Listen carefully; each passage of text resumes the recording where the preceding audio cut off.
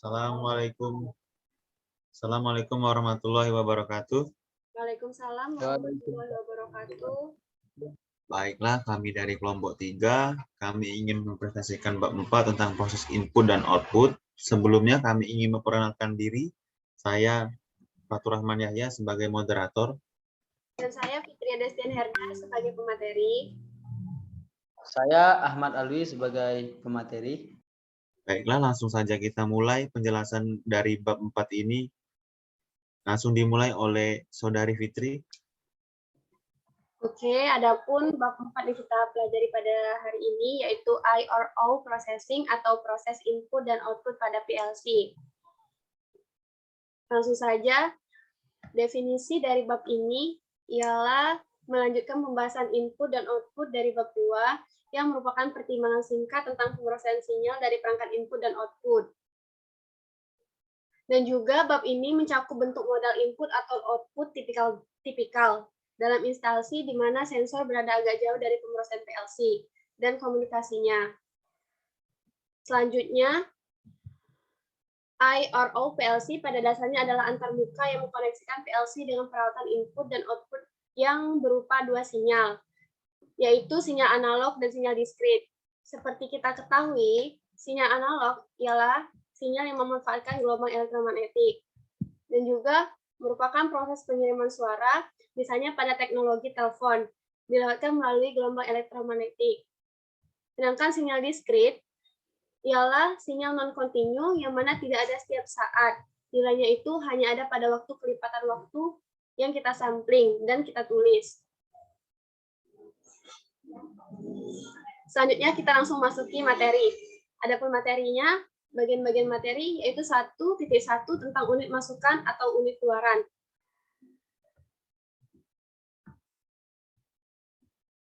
Unit masukan ini memiliki dua bagian, yaitu sinking dan sorting.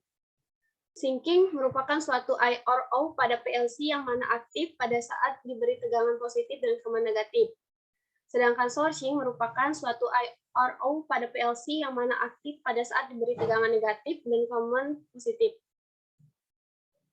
Unit masukan ini terdapat juga input yang berupa sensor baik otomatis maupun manual.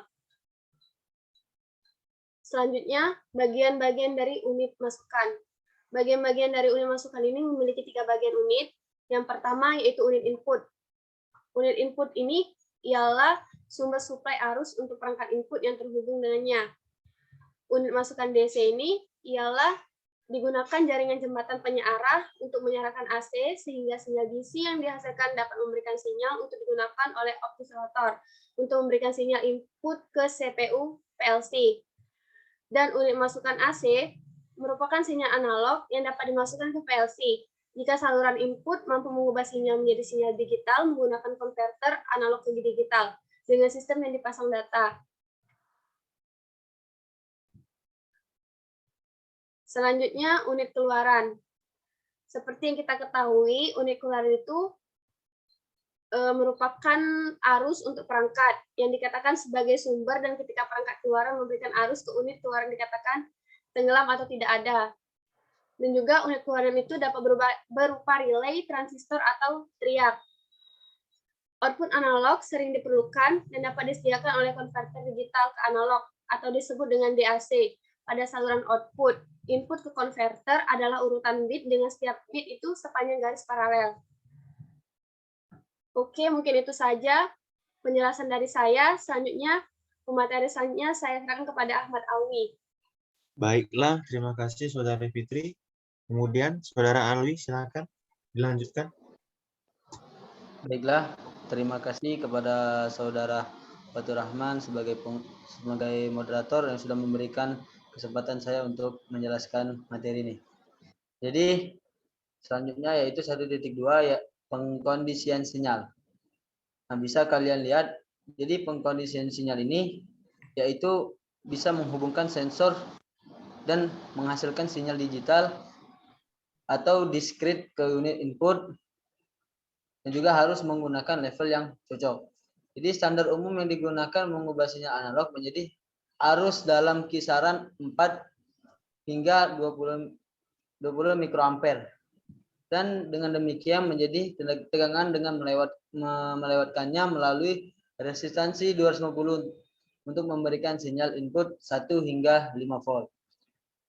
Di dalam rangkaian penguat operasional itu sangat diperlukan untuk memperkuat perbedaan antara dua tegangan input. Penguat diferensial. Jadi penguat diferensial ini sebagai ilustrasi penggunaan pengkondisian sinyal, yaitu menunjukkan susunan yang mungkin digunakan untuk sensor pengukur tegangan. Dan juga pembagi potensial. Amplifier ini dapat digunakan untuk meningkatkan level tegangan. Ada juga sinyal analog standar. Jadi sinyal analog standar ini pembagi potensial yang digunakan untuk mengurangi tegangan dari sensor ke tingkat yang diperlukan, yaitu tegangan keluaran.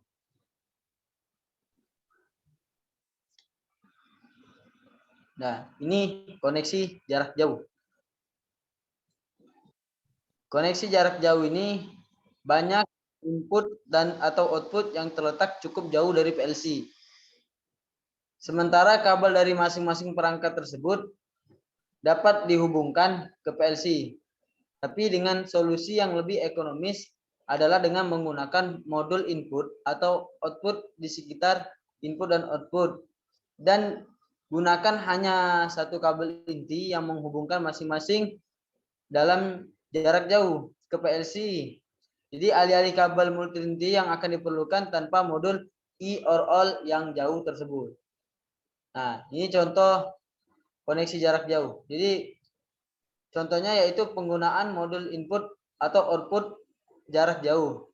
Dan yang kedua yaitu penggunaan sistem PLC input or output jarak jauh.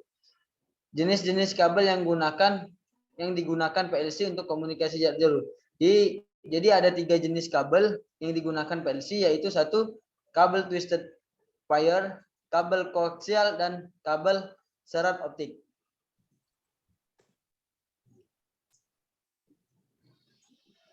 Ini adalah koneksi jarak jauh.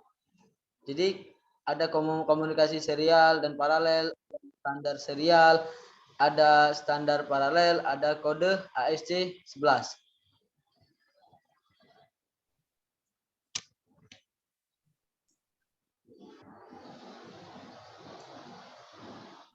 Nah, di gambar tadi itu akan saya jelaskan, yaitu komunikasi serial dan paralel. Jadi komunikasi ini ada 2, ada serial dan ada paralel. Jadi komunikasi serial ini ialah transmisi yang menggunakan satu saluran untuk berkomunikasi dan juga bisa untuk mentransfer data dengan sistem PLC ini. Jadi komunikasi serial ini dapat digunakan untuk koneksi antara komputer dan juga digunakan sebagai terminal pemrograman dan bisa digunakan PLC. Komunikasi paralel. Nah, komunikasi paralel ini ialah transmisi yang menggunakan banyak saluran untuk berkomunikasi dan juga untuk mentransfer data. Jadi komunikasi paralel ini bisa digunakan saat menghubungkan instrumen laboratorium ke sistem.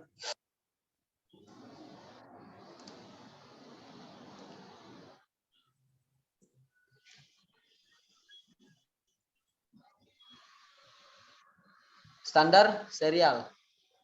Jadi standar serial ini mempunyai 6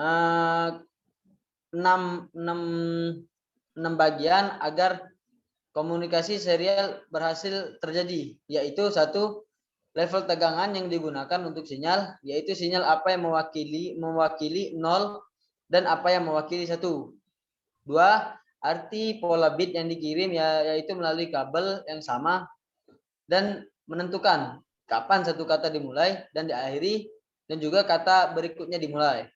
Dan yang ketiga yaitu kecepatan pola bit yang akan dikirim, yaitu jumlah bit per detik. Yang keempat, sinkronisasi jam di setiap ujungnya. Dan yang kelima yaitu protokol atau kontrol aliran yang mengaktifkan informasi. Dan yang keenam, pemeriksaan kesalahan untuk mengaktifkan bola bit yang akan diperiksa untuk menentukan apakah kerusakan data telah terjadi selama transmisi.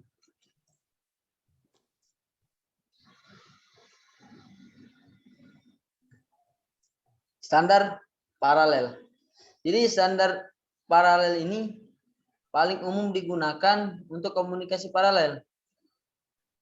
Dan awalnya dikembangkan oleh Hewlett-Packard untuk menghubungkan komputer dan instrumen mereka yang dikenal sebagai bus instrumentasi Hewlett-Packard. Bus ini menyediakan sarana untuk memberikan interkoneksi sehingga komunikasi data paralel dapat berlangsung antara pendengar, pembicara, dan pengontrol. Pendengar adalah perangkat yang menerima data dari bus, dan pembicara menempatkan data berdasarkan permintaan. Dan juga di bus, dan pengontrol mengelola aliran data di bus yang menyediakan fasilitas pemrosesan.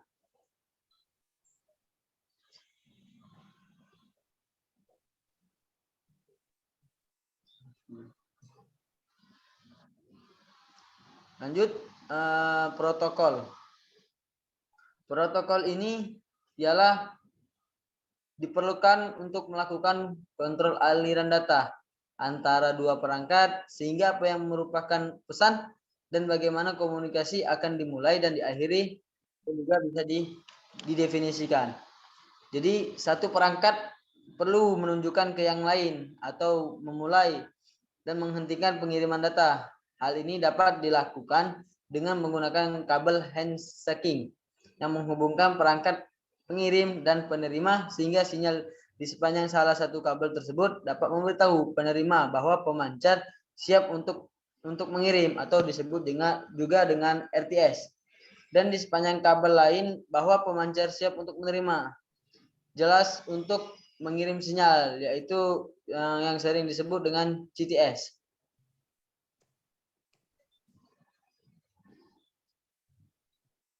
Selanjutnya akan dijelaskan oleh moderator kita Fatur Rahman Yahya. Terima kasih Saudara Alwi atas penjelasannya. Berikutnya akan saya lanjutkan kode ASCII. Kode ASCII adalah kode 7 bit yang memberikan 128 kombinasi bit yang berbeda, mencakup karakter alfanurik, huruf kecil, dan huruf besar, tanda baca, dan 32 kode kontrol. Contoh kode kontrol adalah SHO. Untuk awal heading, karakter pertama dari heading dari pesan informasi seperti 0000001 STX. Untuk awal 0000010 XTX. Untuk akhir teks sebagai 0000011 EOT. Untuk akhir sebagai 0000011. Berikutnya jaringan terbagi jadi 3, sistem terdistribusi.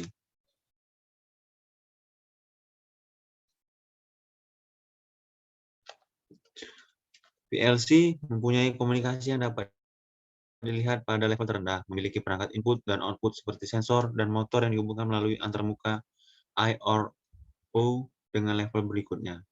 Standar jaringan, interkoneksi beberapa perangkat dapat menimbulkan masalah karena masalah kompatibilitas.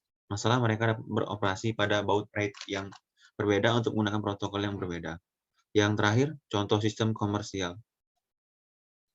General Motors di Amerika Serikat memiliki masalah dalam mengotomatiskan kegiatan manufaktur mereka pada tahun 1990 yang mengharuskan semua sistem dapat untuk berbicara satu sama lain. Demikian mereka mengembangkan sistem komunikasi aplikasi otomatis pabrik yang disebut protokol otomatis manufaktur atau MIP. Sistem ini untuk semua sistem di lantai bengkel, misal sistem robot, PLC, sistem penggelasan. Berikutnya.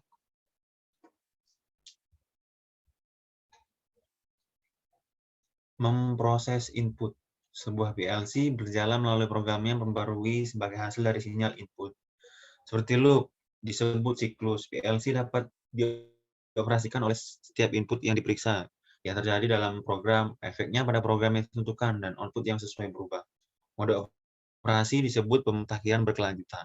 Karena dengan pembaruan terus-menerus, ada waktu yang dihabiskan untuk mengeksekusi setiap input secara bergantian. Waktu yang dibutuhkan memeriksa beberapa ratus titik input atau output bisa menjadi relatif lama. memungkinkan eksekusi program yang lebih cepat. Area tertentu dari RAM atau RAM bisa disebut digunakan sebagai penyimpanan buffer antara logika kontrol dan input atau output. Metode ini disebut penyalinan I/O massal. Berikutnya,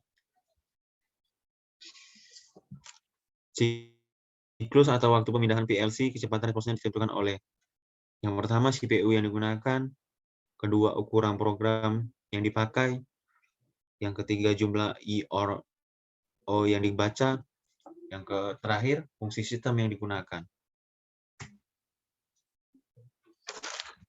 Yang terakhir alamat I/O PLC harus mampu mengidentifikasikan setiap input dan output tertentu. Dilakukan dengan mengalokasikan alamat seperti setiap input dan output. Dengan PLC ini kemungkinan hanya berupa angka, diawali huruf untuk menunjukkan apakah itu input atau output. Contoh untuk PLC Mitsubishi. Kita mungkin memiliki input dengan alamat X400, X401, X402, dan lain-lain. Output dengan alamat Y430, Y431, Y432, dan lain-lain. X menunjukkan input, Y sebagai output. Toshiba menggunakan sistem serupa.